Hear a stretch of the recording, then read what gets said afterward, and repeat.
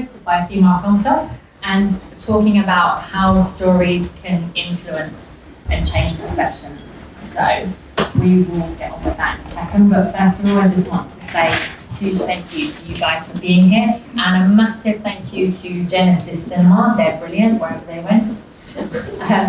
It's just been brilliant to be back.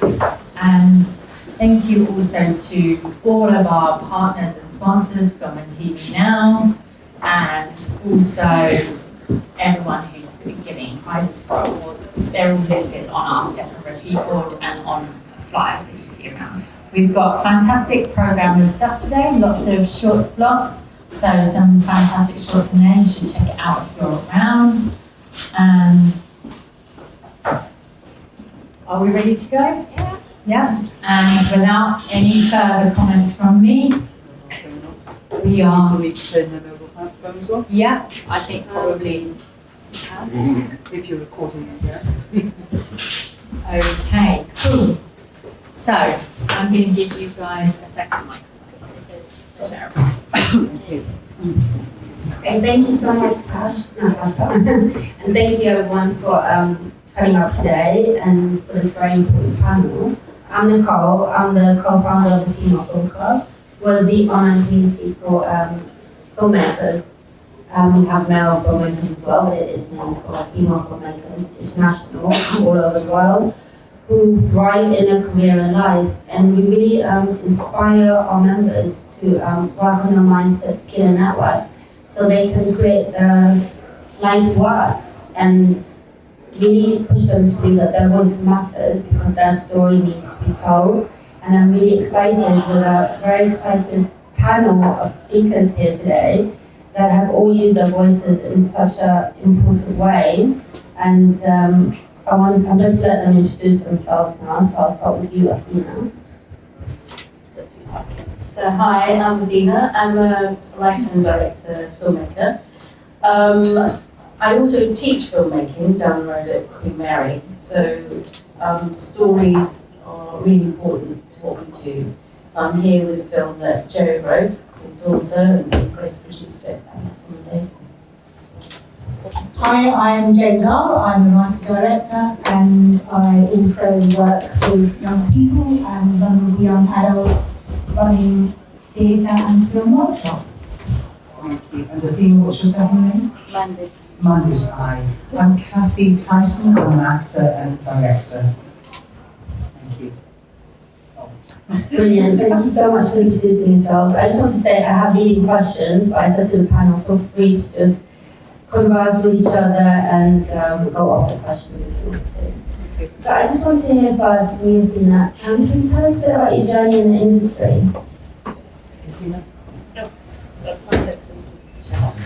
Gosh, journey in the industry, it sounds like there's a one-way road to it. I think mine's been a meandering path, and it came through theatre actually, and more participatory theatre. I used to work with the Glass Ensemble, and they did a project called the Lost Child Project, which was working with young people, vulnerable young people in developing countries, mainly street kids, and working on their stories. So I found like I cut my teeth on storytelling, really at the heart of it, working as a dramaturg, and then accidentally sort of tripping into film through documentary, and then finding my way through to fiction. So, I mean, journey into industry, I think it always feels like there's a door that the industry has, and that we'll find the key to come in. But I think what I discovered was just really just carrying on, just doing it really, and finding a way for each project. So I don't know if I'm in the industry yet. I always feel like I'm still outside. Yeah, that's natural, and I think everyone has that feeling at times, but it's really impressive that you've got to where you got to. And Jane, can we hear from you? Yeah, so I've always been interested in drama, theatre, storytelling from a young age, and directing my first play when I was 12. Wasn't anything to write home about it. And I was always I'll be honest, I always wanted to be in musical theatre, that was my thing, but I can't sing. Could dance, act, reasonably, but couldn't sing. So, yeah, like you, I've sort of taken a bit of an interesting path and had always planned to go to drama school and couldn't afford to go, got in, didn't get a grant, so ended up going and being a dancer on a cruise ship, as you do, to save money to go to drama school. But carried on dancing and working and travelling the world, having a complete ball. And then when I got to 26, I was like, oh, I want to be an actress. So then I went back to drama classes, got an agent, and dabbled in acting until I discovered directing. And then it was, yeah, this is what I want to do, this is what I think I'm best at. And yeah, so I've done short films, lots of theatre, made my first feature film seven years ago, I can't believe that. And I've only just made my second one now, and we're just in post-production, and we'll be finished in about 2 weeks. And I'm doing loads of writing now, which is really weird because I was crap at writing at school. And I think my English teachers would be shocked that I'm now writing, but I've actually found writing script very different, because you just get behind characters and I'm pretty good at dialogue. And hopefully making a third film this year, finance pending. Thank you. Amazing, congratulations. Yeah, congratulations, both of you. Yeah, I'd like to see the film on cruise ship next. Oh, yes. No, I mean a film about a cruise ship. You've got that experience. Yeah. Oh Oh my God, those are tales I could tell you. Yeah, I've been in business for 40 years next year. I started out as an actor, and last year I made my first short and got the book. I wasn't meant to make it. The director got 3 episodes in a Netflix series, and I was the one that said to her first, of course you've got to do that, because she needed the money, and my dear producer Natasha Marburg suggested I do it, and I was like, what? I wasn't expecting to direct my first short, maybe my second one. So I'm really grateful that she had the faith in me to do that. Theatre, I didn't go to drama school. I couldn't get into drama school.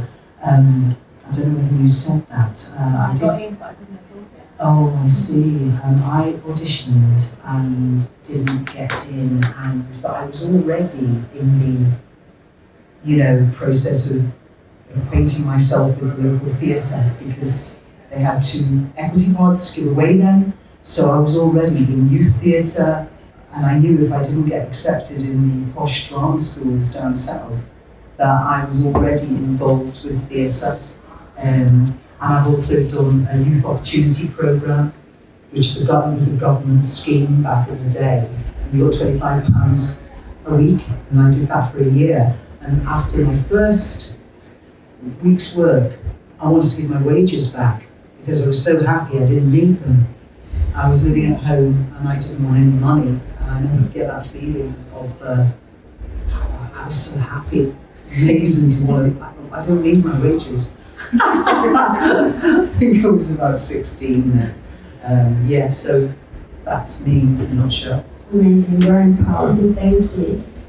So Athena, you had your film Losing Grace screened here at LIF last year, and this year you have your film Daughter. Losing Grace was about domestic violence and abuse, and Daughter is about mother-daughter relationships and adoption. So I just want to hear a bit more from you about your, what did you expect the viewers to take from your films? What was really your motive for making those films, and what is your message?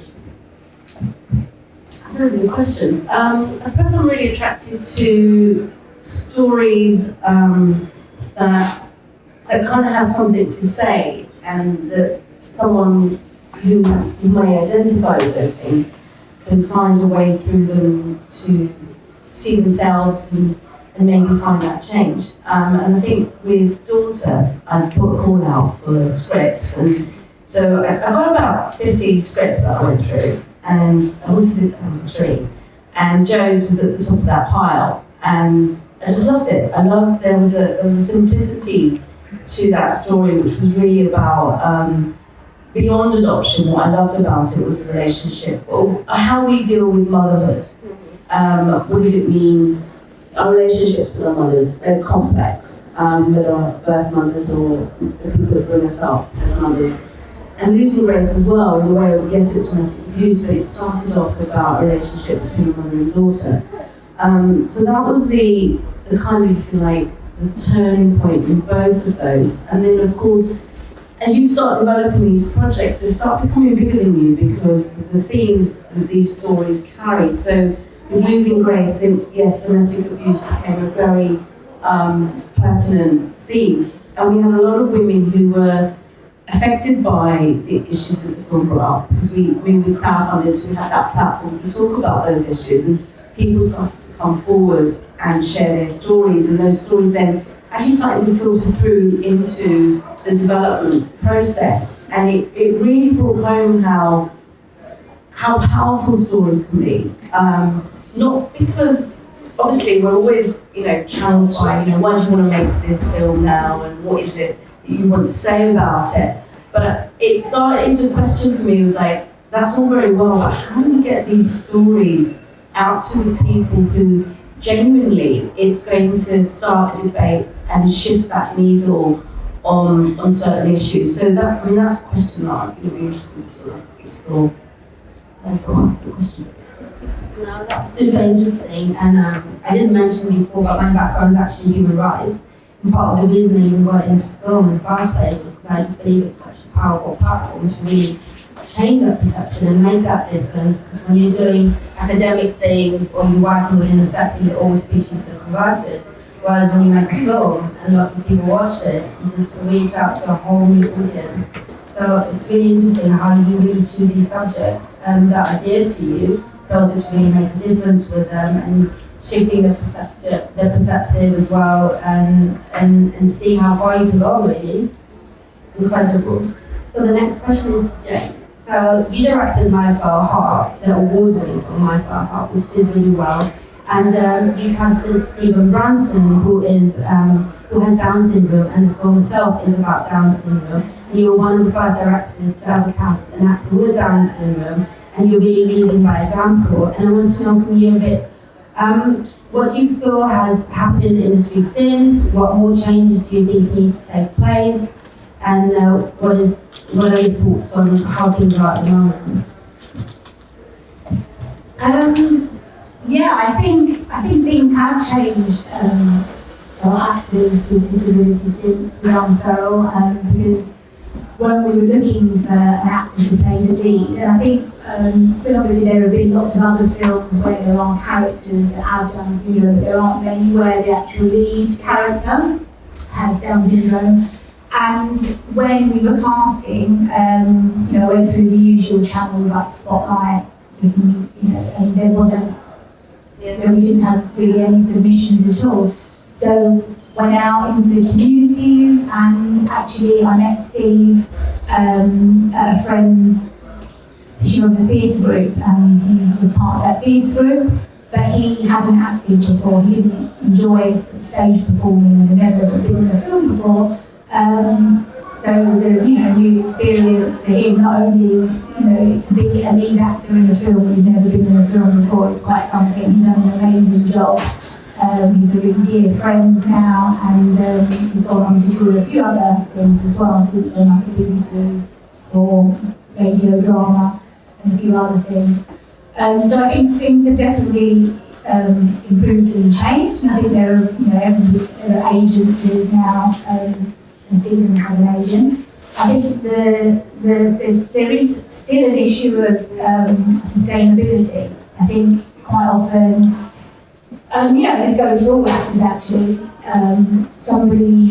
it's how you sustain that career and how you sort of make it work and feel with a life balance, because as we know, it's very difficult for actors when suddenly you drop out of the hat, you've got to learn a script or an audition and get yourself into London. That's equally that's even harder if you're living outside of London and you need maybe like an assistant to go with you, or you've got, some special assistance.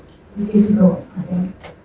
Yeah, super interesting, and also interesting to see the Oscar award-winning film Coda this year. And I think when such films actually win such big awards, you really do change, people's perception with that, and slowly things are changing. And what used to be something that you couldn't think would really happen, and suddenly becomes a normality. So. Yeah. I mean, Stephen got nominated for a big part for Best Actor. He lost, it was the same year Daniel Blake came out. So he lost to the actor from Daniel Blake won. I'm a huge Ken Loach fan, so I didn't mind that we were up against him. And he was also nominated for Emerging Rising Star. So that was fantastic. What an achievement, really. Yeah, huge achievement, and incredible for really leading by example as well, and doing it before so many others came after you. Cathy, so you started your own production company, Brown Gull Films, and now you're currently working on film LILIAN with Natasha as well. And I'd like to know more about the films that Brown Gull Film makes, and what are you hoping to achieve with them? What is your message really with your production company? Well, LILIAN is the first film I've made. The second short is written and it's on its third draft.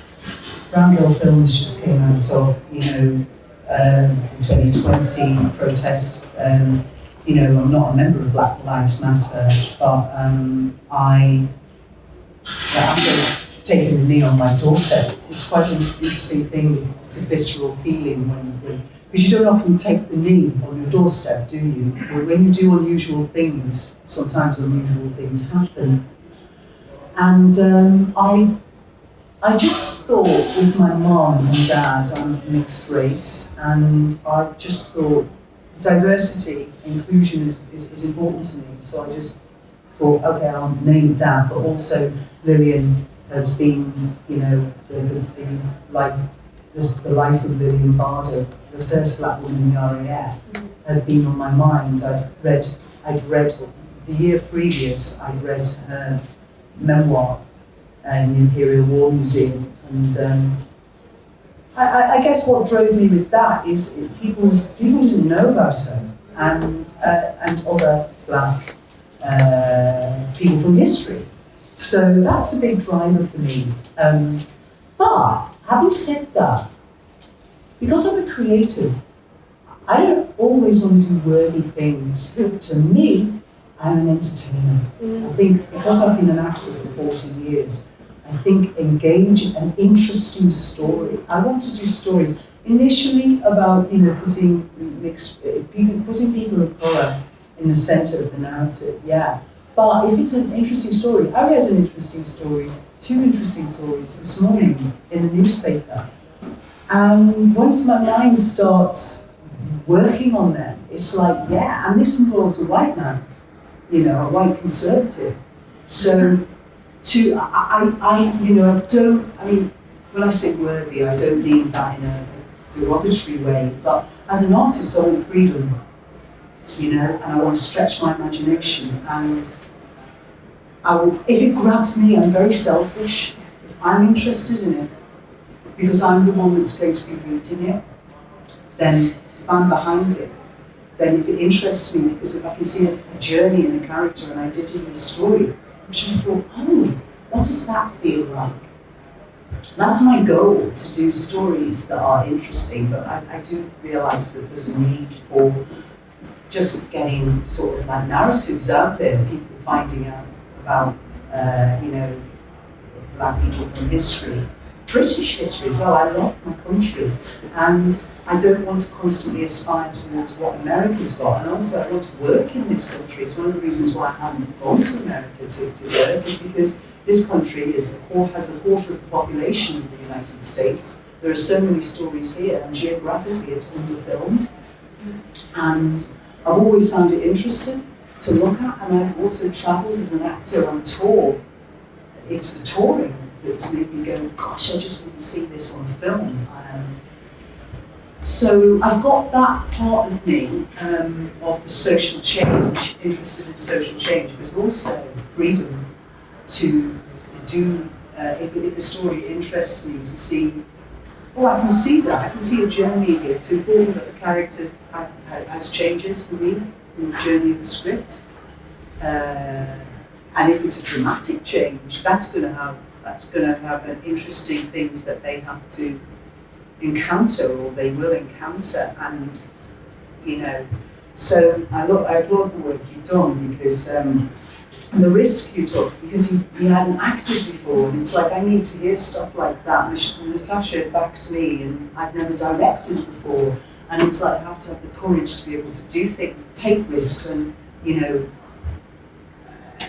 not for monetary gain as well. It's one of the reasons why I've been attracted to British workers, is because I think America's got a connotation of people do things for money, whilst over here we do things for art. And I know that sounds dead sort of generalised as well, but there's nothing wrong with money, because I guarantee without the money to do this film, it fell into my lap in 2020.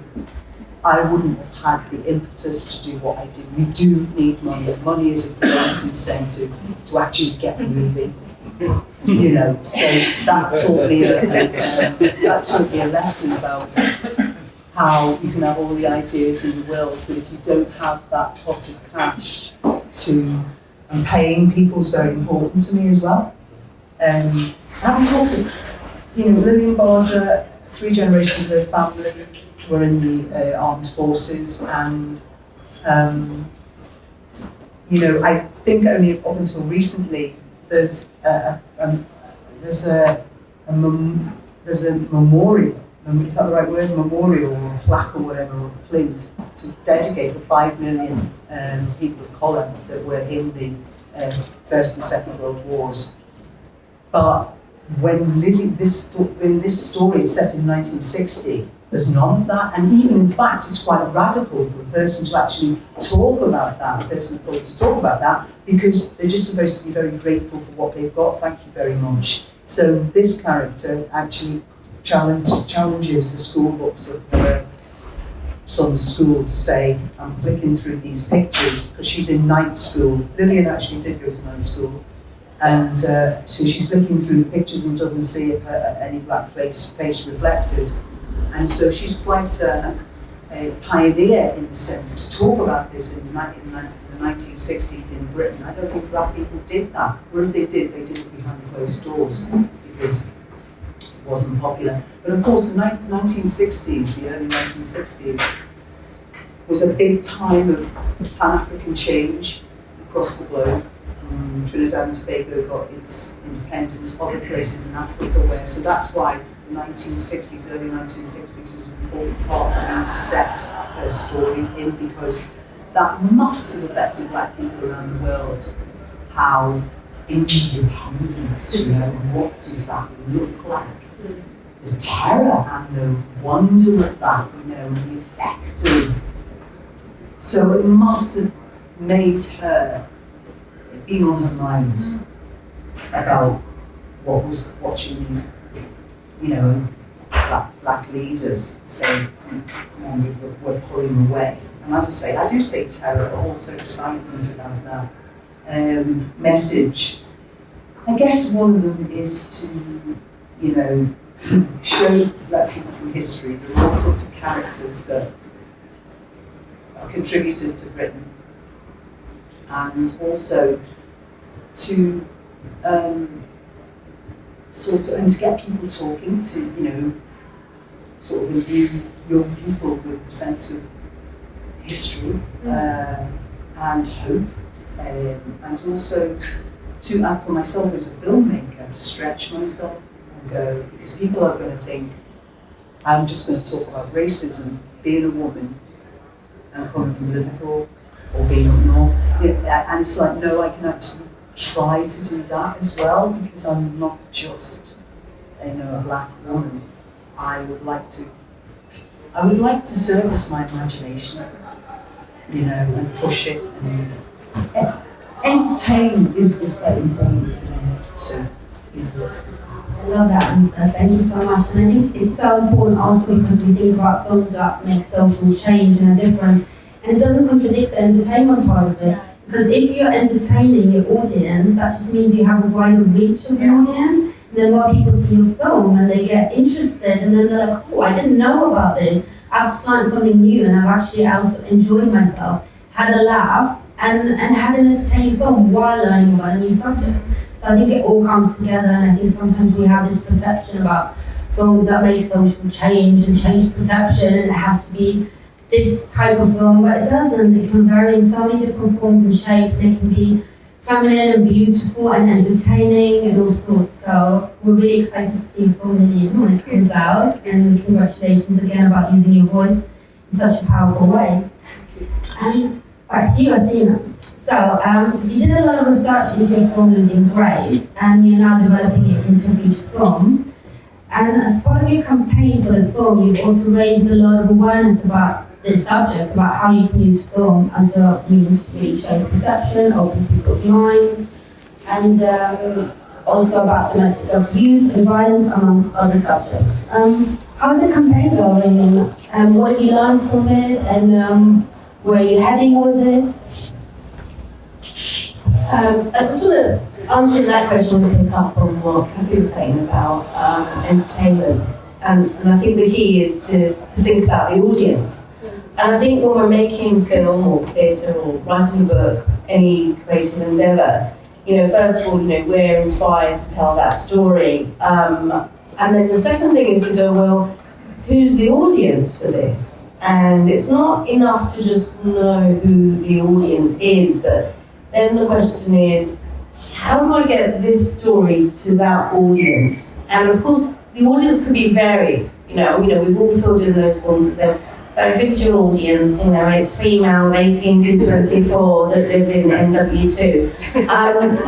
It's not enough, but it's actually, in the film industry, I find it, as opposed to theatre, because in theatre, you have to demonstrate how are you going to outreach, how are you going to bring an audience to your play. But in film, we're not asked to do that.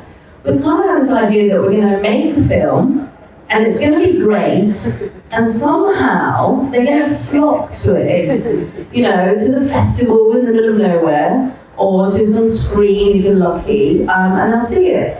And so, going back to Losing Grace, we wanted to do something different. Let's think about the audience at the development stage and not just at the end stage. What would that look like if we turn that on its head and begin the story around the film early in order to be able to talk about the film and therefore generate an audience? And that's something that sort of came out when we were doing the crowdfunding for the short. We realised we were actually cultivating an audience. Because actually without an audience, it's a bit like, does the tree fall if you don't see it in the wood, does the film exist if there isn't an audience, or is it just some flickering lights in a dark room? So an audience is so important, so it has to be entertaining. Otherwise, why bother? Yeah. And it does, to me, to be about something doesn't mean to negate that entertainment. I mean, otherwise you're sort of kind of doing it's not to disservice community arts, sort of corporate films kind of thing, but we're not doing a public broadcast for something. We're making an engaging film, and if the subject is domestic abuse, we want people to engage, be entertained, and then think, okay, so where do I sit on that subject? And that's the talk after. So we thought, let's bring that talk at the beginning and build an audience. So I think for me, whatever project that I'm thinking about, and I've got a few that I'm developing, but it's actually bringing the audience at the heart of that development and not thinking they're going to come at the end. Mm-hmm. Oh, there's a question. Just regarding your film process, do you think that your audiences then maybe understood the film much better, like get a clearer sense because of that engagement beforehand? That's a good question, and I think I don't know if it's whether they understood it, but I think they felt part of that journey.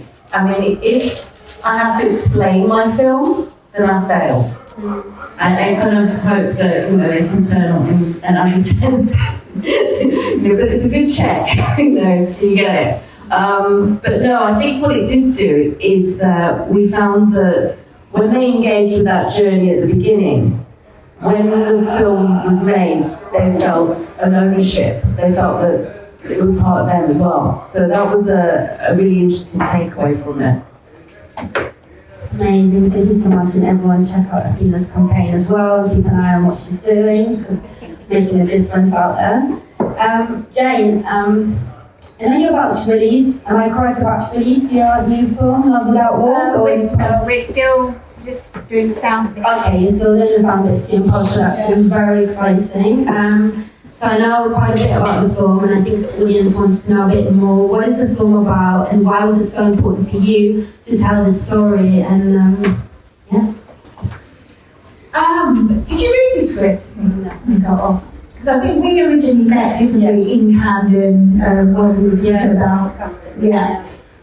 So I've been involved in various campaigns, and basically I wrote the script in 2011, put it in, sent it out to some producers, and everybody was like, oh, it's not very sexy, it's a hard sell, all of that shenanigans. It's about homelessness, it's about a young couple who end up living in their car. And so I put it away. And then in 2020, when we had this thing that happened and everything stopped. This little thing that happened. So the plan was that I was shooting a film called Witch West, which is about the Essex witch trials. And that was due to shoot in the summer of 2020. That all got put on hold. So the producer, Karen Newman, and I thought, right, what can we do? What can we do during this pandemic time? So I got the script out of the drawer and thought, my goodness me, this is like so relevant now, actually more relevant than it was back then. And a lot of things have happened since then. I was living in Camden on a lovely estate that got bulldozed in the High Speed 2. And we were compulsory purchased, and the whole community got pulled apart. And I was so angry about this. And I was in Camden, a film festival, which is a homeless film festival. And the guy that was running it said to me at the end of the festival, they had a screening, he said to me, oh Jane, I can tell you're really angry and being distraught about what's happening up the road, because we were sat there watching a film about homelessness. There was people from various organisations talking about how we need to build more affordable housing in London. Meanwhile, they were bulldozing 350 really good homes up the road, and it was horrendous. I mean, Lewis, my husband there, he'd been born and bred in Camden, and we literally watched our whole flat get smashed to pieces. So I was like, he's right. I need to channel because I felt like I was on the sideline shouting and screaming and nobody was listening. I thought I was going crazy. So I thought, I need to channel this into something that's hopefully positive. And what you're saying about preaching to the converted. So often when we were going to these meetings, it was everybody who was enraged and angry, but it's actually, when I tell people what's happening, they didn't even know about this. So anyway, I rewrote the script and I thought, right, I need to make this entertaining, we need to sort of jazz this up a bit. So I've always been really interested, even though I can't say I've been in a band for many years, I'm really interested in music. So I made the lead character a musician, a struggling artist who is trying to fulfill his career as a music singer-songwriter, but trying to live and pay his rent in London. And then his wife is a photographer, and she's the same. She's studying, she's trying to better herself. But I really do feel that the class system is one of the biggest things, and I think even within the film industry, we can all make our short films, we can make our independent feature films, but to get to that other level, It does come down to money. And that's the thing, even if like people on screen, there's diversity on screen, if you look behind the scenes at actually the people that are financing the films, a lot of these deals are done on the golf course or at the cricket club, where you're not privy to. So I've got completely gone off track here. I just love what you just said, James. The thing is, if your film, and this is the truth, if you don't have the right people behind it, the chances of it seeing the light of day are diminished rapidly.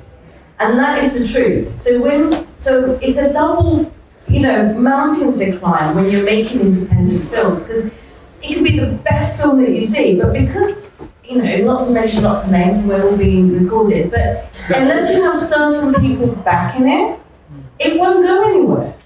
Unless it happens to win a major award, and again, it has to be backed in order to be supported at those things. So class is a massive, fortress. And, if you're not from that class, you don't have those connections, good luck. But you know what? It hasn't stopped us. No, exactly. Thank you very much. There's a lady who wants to ask a question. Yeah, I just wanted to say that, it's amazing to be here and hearing all your stories. I would love to make films that really massively affect social change. But my fear is exactly this, that the kind of films I want to make, people who live in the top, 2%, those films might threaten them. So how difficult do you think it is to make films that really affect social change when we are dependent on people with the cash?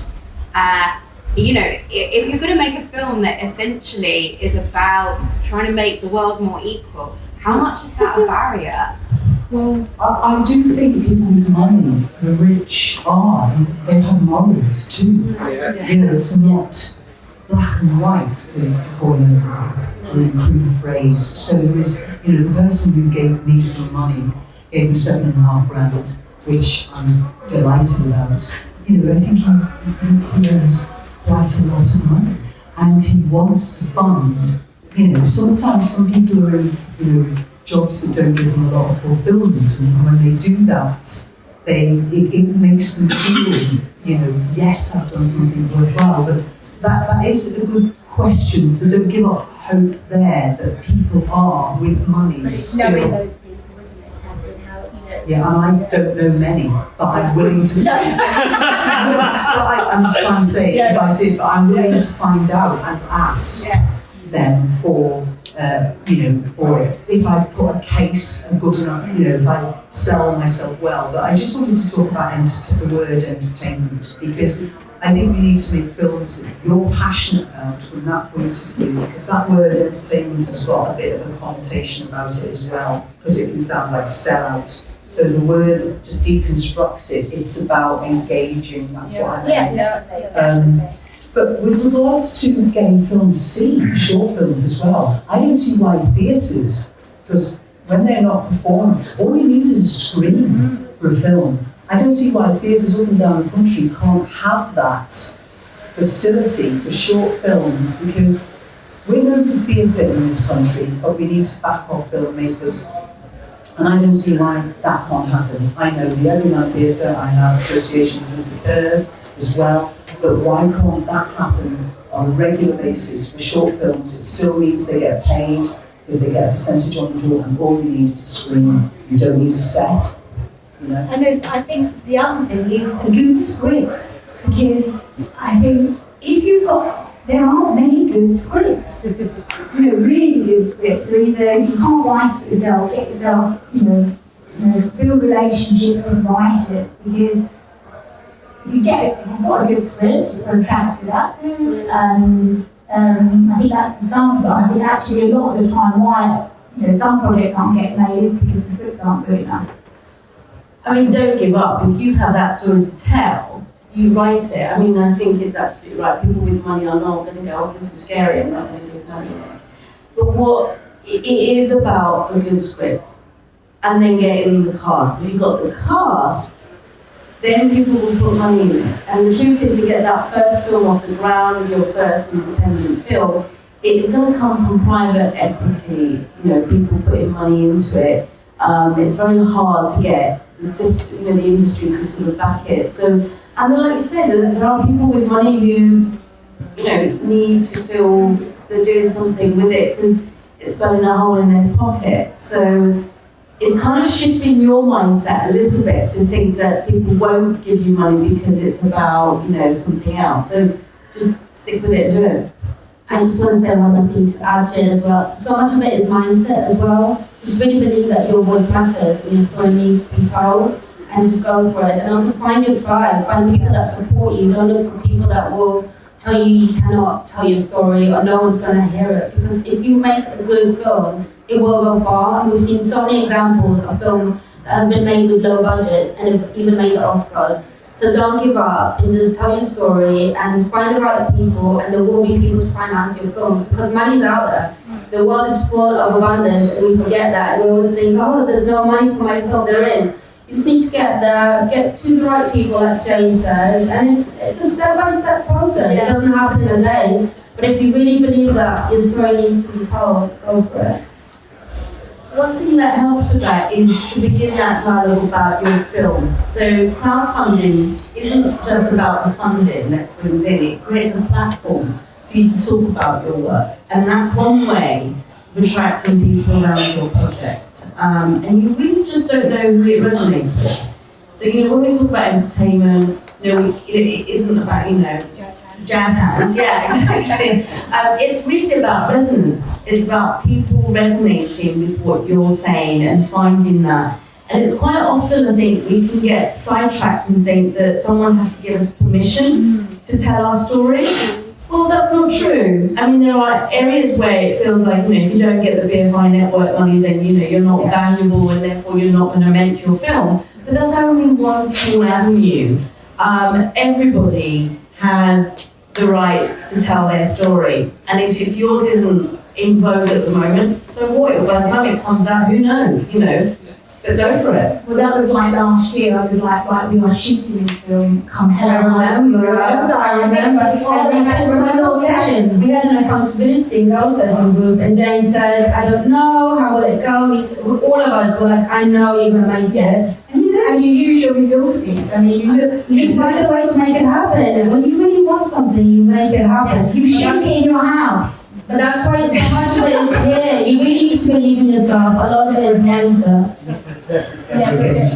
And what I realise as well, film, it's still got a magical sound to people. So when I spoke to people, we've got a WhatsApp group in our road, and everybody was just fed up of going to the shop and coming back again, during the pandemic. So I put on the WhatsApp group, we're going to shoot a film. 4 people came forward so that I could see their house. They knew we wouldn't be very much money to offer them. But film still has a mystery.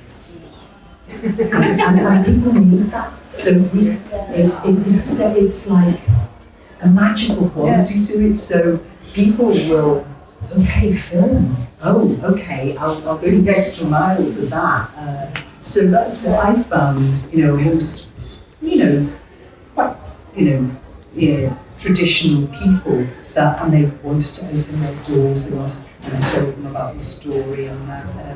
So see what happens, and you have a project already that you want to do. Well, I have those. Do you? Do you have a favourite one? I just haven't. Yeah, I've made one short film, Well done. and but like my other ideas are like enormous, and it's just kind of like bridging the gap. But yeah, no, I have a few things, but the pandemic sort of put me out of action for a really long time, so it's kind of coming back to it. I think I've lost a bit of confidence. So it's like, coming back and like changing the mindset. I think it's a really amazing bit of advice, because I think even without being aware of it, I have kind of put up barriers in my head because we've had such barriers for so long. I was on sort of a winning streak, and now, I'm kind of like, oh, I could do this, but it feels really far away still for some reason. Find your tribe, find the people that support you. Come to the female vocal. Do you know, Sorry, I'm not what I was going to say. So I'm just going to jump in there. Robert Rodriguez is great because he talks about working with what you have and not what you don't have. It's so easy to say, oh, but I don't have this, I don't have that, I don't have that. But you know what? You've got your phone, you've got a whole camera there, you've got mates, you've got a house, you've got space. A few weeks ago, I was at the Manchester Film Festival, and there was a film called Mindset, and amazing feature film. And the guy runs the Lincolnshire Indie Short Film Festival as well, but he's also a director, so he thought, do you know what, I've got loads of projects that are big budget, but what can I make in this lockdown with very little money? And for 10 grand, he made the most amazing feature film.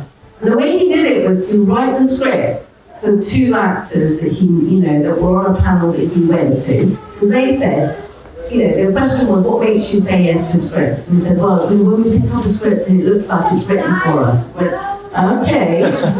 We went away for 6 months, wrote a script for them, didn't tell them that, sent it to them, and they went, oh yeah, I can really see myself playing that role. And they came on board. It was a brilliant script. It goes back to what James said, the script has to be good. And the film was shot on 10 grand in his house. It's absolutely brilliant. And it won the Manchester UK feature film, so it'll be up for a BAFTA. But that was one way of going, what do you have at your disposal? We all have something we can work with. I also think, Athena, theatre is a lot more adventurous than film because we improvise. You don't need a script. If you've got creatives, maybe you're improvising around the script. I think some filmmakers, I think it was John Cassavetes, Mike Lee. So you don't necessarily need a script if you get a bunch of actors together in a room and work out the story there. Then I think film needs to be as open-minded as theatre does, because I'm an actress in theatre. We improvise. There's different ways. There's verbatim theatre. So why can't we do that in film too? Yes. Sorry, what was that film called? Sorry. Mindset. Mindset. Okay, thank you. Piggybacking on your theater, I mean, you all have experience within theater. Have you looked into doing maybe immersive pieces like in VR? Because that's more of like the performance based within that theater aspect. Look at VR. Yeah, immersive filmmaking like VR, because it's more of a theatrical performance because you're seeing everything, so it's playing in real time. Have you looked at? Expensive. They will look at it after this. Very expensive. There's a lot of theatrical practitioners that do that already. They're working with digital as well as theatre. So I've seen from that point of view, but not on the screen. I wouldn't say no. I think I've got to be open to all kinds of stuff. I haven't written a script, but I've improvised and I've definitely critiqued scripts. I did it, and I also think this thing about script. I'm working on a script at the moment, and it's not right. And the director came to me and we had a conversation about it. So there were elements of it that were good, but some of them, and she's gone away to rewrite it. So sometimes you can get a quarter of a product that needs to be talked about, and it's not there. And I can sometimes back away from that as an actress. But actually we've talked, she's gone away to write over the weekend, and she's going to show me again on Monday. I think something that works sometimes to get you out of your rut is just giving yourself a kind of creative parameter and going, right, next week, on Saturday, in my house, I'm going to make a film. And you're going to bring people in there, you're going to use the lights you've got in your house, and you're going to shoot something. By the end of that day, you will have a film. So kind of put yourself in those uncomfortable episodes, because it'll get you out of that thing thinking, I need in order to do. But actually, just that's your challenge. So next month, you are going to have a film made.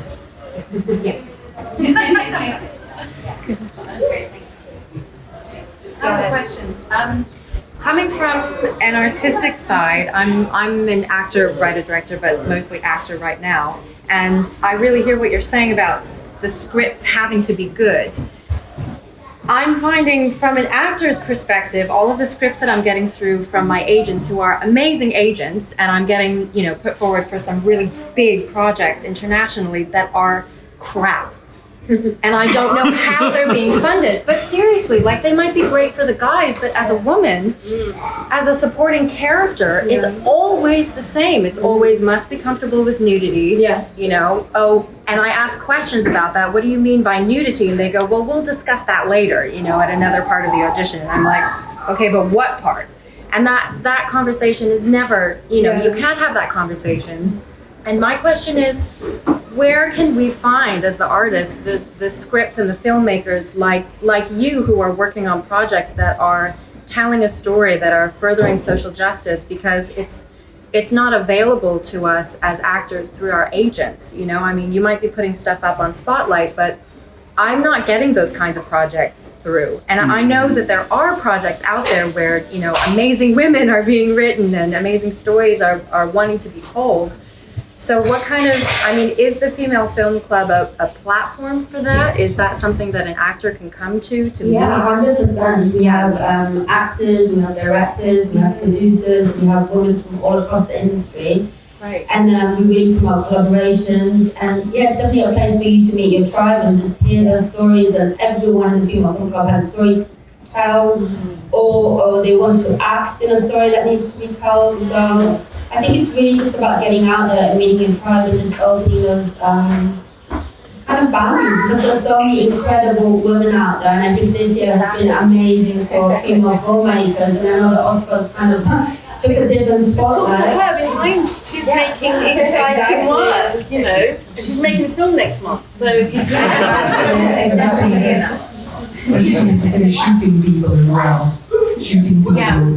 Have you been on their website? I have been, and again, it's very limited. Like I'm mostly seeing male filmmakers, again, who are writing projects that might be interesting, absolutely, but are not necessarily the stories that I want to be a part of. As an actor, you can say, have you not put a post up and said, I want to be part, I'm an actor, I want to do Yes, something like that. Absolutely. On shooting people. A lot of strange people come back to those. So I think it's hard as an artist, especially as a woman, if you say, I want to work on interesting, engaging projects that are empowering to women, you end up getting some kind of real creeps coming forward as well, saying like, I've got an empowering script. I was talking with Jo yesterday about this. So Jo's got on her little spotlight on her thing of like, I write, but was it I write female-driven stories, and a guy messaged DM'd her with research that he'd done about women that she might find useful. So I'll put that out there. I just wanted to say, in shooting people's events as well, that's where I got my idea of being. I'm sure that it's fantastic for crew. Yeah. So just in that. I just want to sort of follow up your thing, because I've been doing a lot of coverage for film and TV now, and I've interviewed a lot of filmmakers for the live action short section this year. Now, I think the short film community, Losing Grace is a fine example of that. And I think also you need to look to short filmmakers, because I have seen so many great movies this year. The Long Goodbye, for example, which won the Oscar last weekend. Again, it's a very powerful short, but I think telling a story in a compact way, in a very simple way, and in a very emotionally connecting way is a big thing. I understand where you're coming from, because I think also, it's like the story on the set of Die Hard when Alan Rickman fought for Bonnie Bedelia to not, when she was shoved down, and he said, that's not what a woman would do.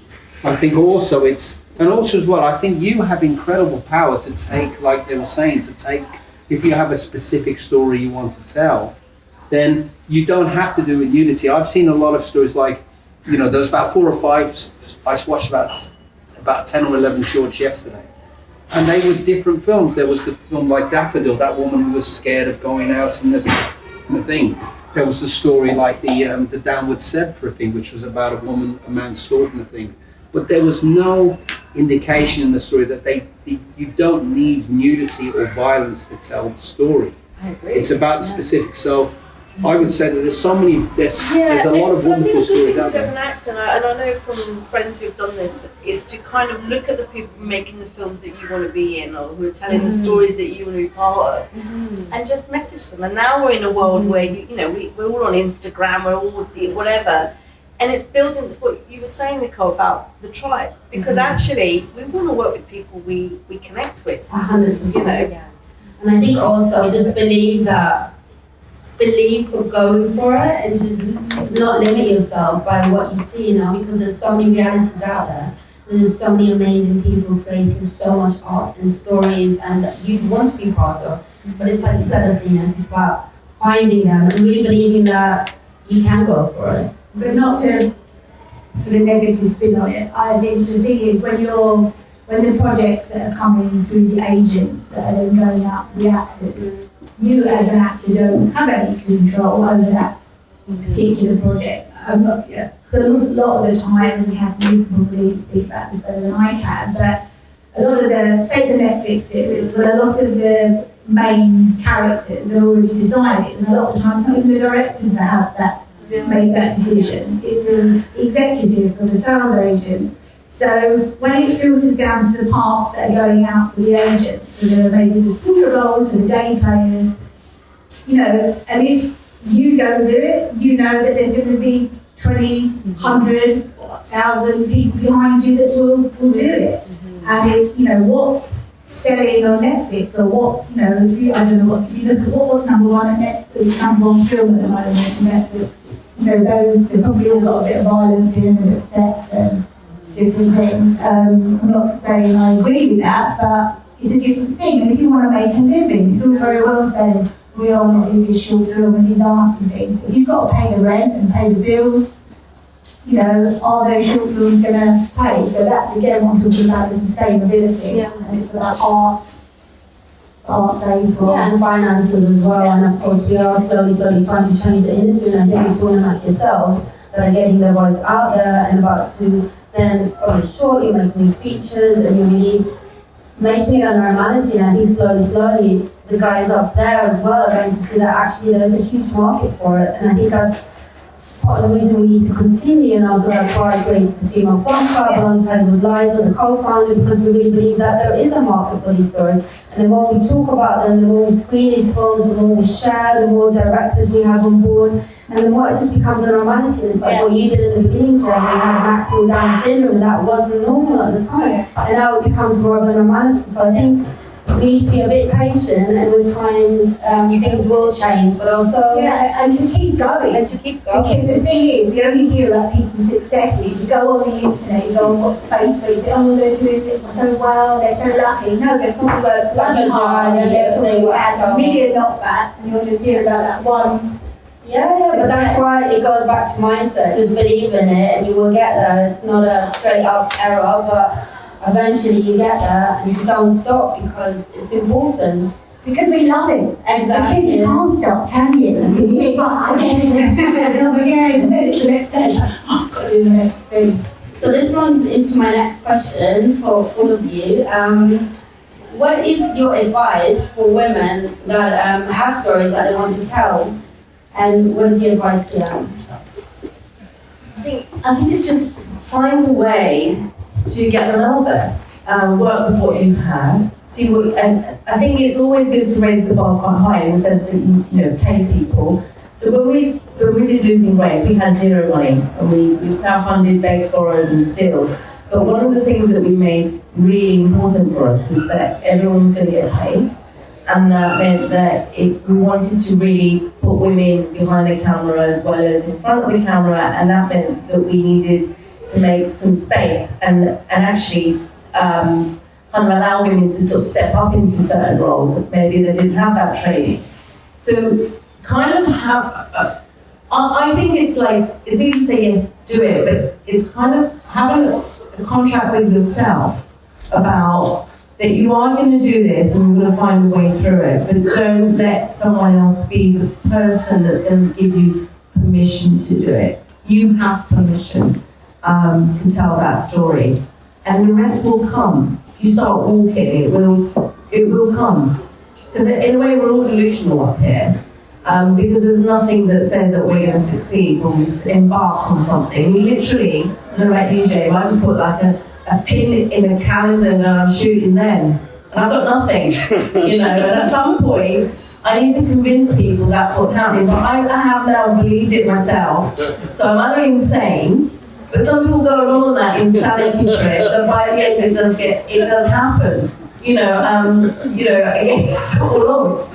But you have to be crazy, but embrace that craziness and just go for it. Jane. Yeah, set yourself goals, and I'm saying this because I need to take this on board myself, I don't ever do this. Enjoy the process and acknowledge the achievements, because I remember thinking, if I just direct one film in my life, I'll die happy, because then you do the film. Then it's like, right, I've got to do a feature film. But, I didn't really sort of enjoy the whole process of like making. I did enjoy it, but I didn't really, do you know what I mean? Because I'm already thinking about what next. But then I suppose that what next keeps you going. Yeah. So, I'm trying to find a bit more of a sort of, balance in life and sort of do things like, gardening I find helps, planting some goals, turning the phone off every now and then. Thank you. I was listening and thinking as well. Value your time. I've had to say no now. I have 2 jobs. I'm an actor. I do a regular job as an actor for CBBS. So I have to have energy for that. And I'm now a director. So time-wise, I have to say no to people. It makes me feel uncomfortable because as women, I don't know whether you identify with this, but I'd like to be able to help everybody. I'm a mother as well, an adult child. So my time is different now. And because I've gone into this, I'm a complete novice compared to these 2 women here. I've got things that I need to learn, but also just people's perceptions of you. It's like some people may think I'm getting above myself because I want to be a director now. And it's not that, it's because I want to do that. So it's honouring, and I want to do more. And, I want to go into the writing area, and it's going to take time alone as well, and I value that. So just to kind of be strategic and sort of look after your time. I had to say no to things, and it's uncomfortable, but now, because I've got 2 jobs, plus a relationship, plus a family, time-wise, I have to, I don't know whether it's the same for you. And I think being in the role of director, it enables you to be a little bit honest and go, no. I have to take myself seriously, obviously I have a sense of humour as well, but to take that commitment to myself quite seriously and look after my time well, and Look then after yourself. So that's right, and make sure I get rest, because there are 2 things now. Hopefully I'll be doing the festival circuit and going to America in August. There's a new responsibility, as I'm sure you found with. So it's like, I've got 2 jobs now. How do I manage that? And I'm in telling you, I'm telling myself, because I forget. I hope that's helpful. Because we've all got to earn money as well. This isn't paying us. But one of the things that I find to help me as a tool is to be very precious about the time that I give to my own art. So I will carve out that sacred time every day, that I'm only doing that, and it's not being absorbed by the day job, by the family, by the kids, by everyone else wanting a piece of me. And my time, and it doesn't work for everyone, but mine is really like from about 6 to 8 in the morning. And I do that before I do anything else, because if I start with everything else, that will never happen. I would never get writing. I would never start thinking about the film I'm directing. Can I ask how long you've been doing that? And I've been doing that for about 5 years. And that's in your rhythm now. It's my mantra. It's my it's not hard to keep your promise to yourself. No, and I know if I don't do that, because everything it feels like melting, and And you're never going to climb that mountain in one day. So you go, oh God, forget it. I'm not going to do it. I've got a script. I've got to write a film or make it. So every day I'll do something. And before you know it, it might just be an email. It might be, a day was like, oh, I need to find a female DP. And up pops someone on Facebook. I will message her or I'll go for a coffee. And slowly, those relationships, the film is happening now because every day I do one thing. Within those Those between 2 hours. 6 and 8. Yeah, and if I get more time, that's great. But 6 to 8 is my time. I think that's so important to structure yourself and to also look at these 2 millimeter steps at a time to really reach your higher goal, because you're never just going to do that. And it's about consistency. And it's also about finding that work-life balance. And I love what you said, Jane, about gardening, because it's not just like we're filmmakers, we always need to be, because whatever we do outside the craft is our life as well. And as creators, what is our work-life balance? We live our creativity every single day, so we really need to ensure to live that balanced life. And go ahead. I'm so sorry. I know you want to. The only reason why is I guess I feel because I've got a lot of friends, and I've got this new passion now. I feel so, I don't want them to think I've forgotten them, right? Because I'm that worried, and what happens is I over commit myself, and it's like, and I'm scared to say, listen, you know what? I've started a new job now, and that's what I've got to do tomorrow, because I have got lots of lovely friends. But now I need to fess myself up publicly to my friends and say, I've got a new job now. So if I don't seem available, what I'm doing is doing this. And that's what I need to say out loud, Because it is a job, and I think that quite often we think it's a hobby. It's paying just us. a job. Especially when you're doing it from home, and then somebody will ring up and go, "You're not working then." You're like, I'm just trying to get this script done. I've And then got it's to like, say that. I turn my phone off now. I'm just conscious. If I don't answer. Yeah. I have one last question for all of you, and we have less than 5 minutes. But I really want to ask this question because it's important to me. So I want to know from each one of you, and I'll start with you, Athena. What are you proud of? Oh my God. I'm proud of my daughter sitting in the front row. So, no, it's important to be proud of other things that aren't just work. That's what I'm saying. But I think I am also proud of the fact that I have kept going, just to bring it on topic, but kept going in terms of, in the face of adversity, in the face of I don't know what I'm doing, but just little bit by little bit, and suddenly you look back with what you were saying about being open to what your achievements are, and you have to sometimes take stock and go, actually, you know what, I've done all right, I've got to this point, there's more to go, but it's just taking stock. So yeah, I'm proud of my daughter.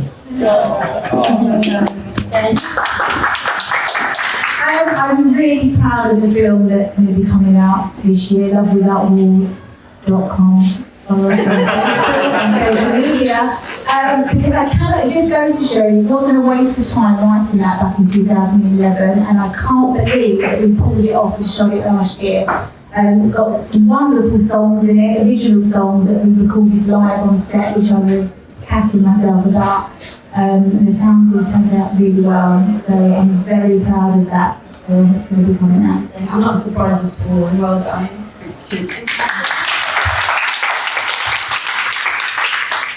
I'm inspired by all of you up here today. Well, I'm proud of the fact that I've just been nominated for a BAFTA. Best Supporting Actress for Help, and I'm proud of that help. But I don't want anybody to smack me in the face when I go up there. I'm also scared of going to the awards ceremony. No, sorry, that was a bit below the belt spot. And I'm proud of Natasha for putting on this festival and her engaging with people who are not in the film industry and being accessible. But I'm proud of the fact that I treated my crew well when we shot, and I believe that I'll be able to do that again. And that I stayed alive. Amazing. I just want to say thank you to all of you. It's been such an interesting panel, and I think we're all super inspired by each one of you. I also want to say, if you're interested, check out the Female Film Club. We currently have, we're celebrating Israeli women in film. So we have a few Israeli films screening, Cinema Savaya, which is Israeli-Palestinian film, and Getz as well. So we have an offer to honor this month in the club. So if you want to check us out, you can come and have a chat with me after as well. Do you want to have public screenings for that, or is it all online? It's all online, but we always get a worldwide screening because we have 35 different nationalities in the club. Lovely. Yeah.